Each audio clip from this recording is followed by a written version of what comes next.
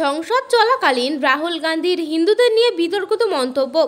একই সাথে রাজ্য মন্ত্রিসভার পুরো নগর উন্নয়ন মন্ত্রী হাকিমের একটি ধর্মীয় সভায় হাজির হয়ে ধর্মীয়দের বিদ্বেষীমূলক মন্তব্যের প্রতিবাদ জানিয়ে কানলার পুরাতন বাসস্ট্যান্ড এলাকায় বিক্ষোভ সভা অনুষ্ঠিত হলো বজরঙ্গ দলের পক্ষ থেকে এদিন বৃহস্পতিবার সন্ধ্যে 6টা নাগাদ।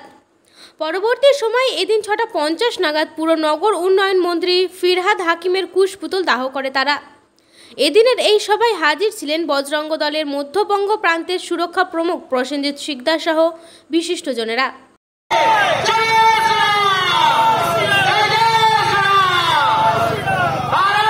এখানে আমরা জমায়েত আমাদের মূল উদ্দেশ্য নয়, এটা জানিয়ে রাখা ভালো।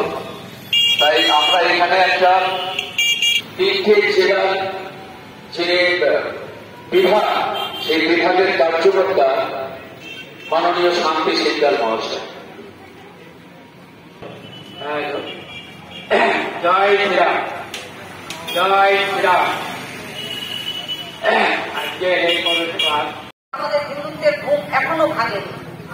আমরা ভাবছি যে এই যে এই পথসভায় যে আমরা লোকজন যা হওয়ার কথা ছিল আমাদের,